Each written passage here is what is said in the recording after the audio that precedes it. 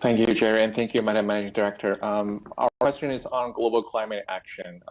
Many say that 2021 is the catalyst year for climate action, and we've seen many major economies taking up efforts to tackle this challenge. I wonder, from the IMF perspective, what are the major climate action priorities right now? And on a more specific note, there are a lot of young people trying to get into this climate action as well. And I wonder, how does the IMF see the role of young people in global climate action, and how is the IMF empowering the youth to take climate action? Thank you very much.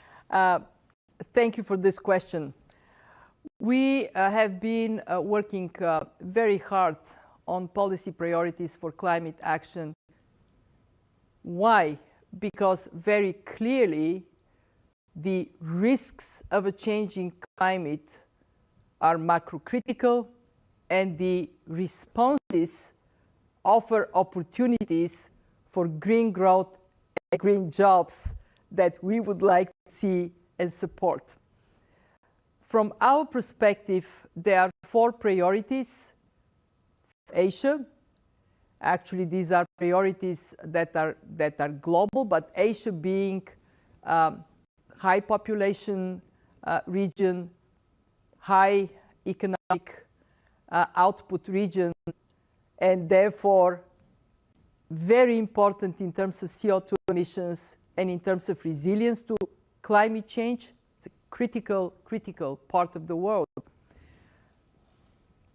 What we recommend is first to urge policymakers to put incentives in place that underpin the transition to a low-carbon economy. There are 2 incentives that economists embrace, and we embrace them at the fund. 1, eliminate harmful subsidies. 2, put a price on carbon. And actually, putting a price on carbon, in a sense, adds to eliminating subsidies just by making full cost assessment in production and a signal to consumers in that regard. What are we talking about?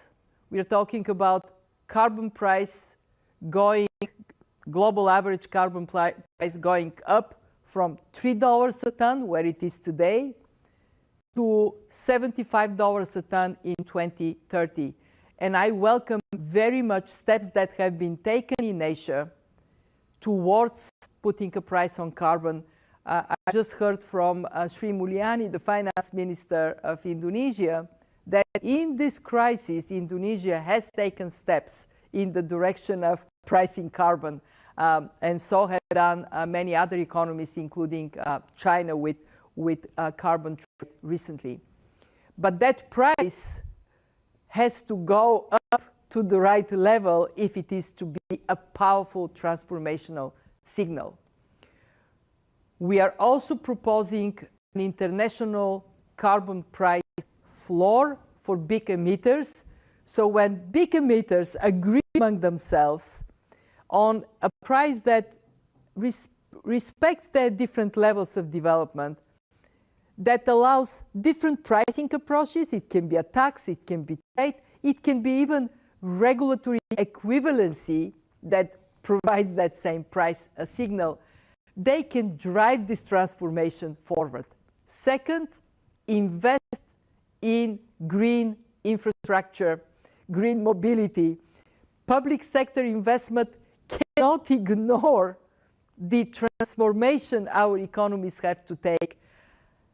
3, do that recognizing that the transition to low-carbon economy does hurt some people and some businesses. If you are a coal miner, society owes you a pathway to this new climate economy that guarantees you a job, a living. And that just transition within countries also has to be happening across countries. Last but not least, and in Asia, and I'm thinking of the Philippines, I mean actually all over Asia, climate shocks are already a huge economic distress. Adaptation, resilience to future shocks is where Asia can lead the world. I remember being in Japan in one of their flood management infrastructure. They called it the flood cathedral. There is so much Asia has invented that has to be applied in agriculture, coastal development, everywhere in Asia. But Asia can help the rest of the world because you are ahead, being hit the hardest. You can help the rest to adapt. And for young people, speak up, engage. What we do at the fund, we have a new climate challenge, and it is amazing how young people are the first to step forward in it. It is your future. I look at you. You want to live on a planet that is resilient, beautiful, this little blue dot, the only home we would ever know. Speak up, stand up, advocate for what is right.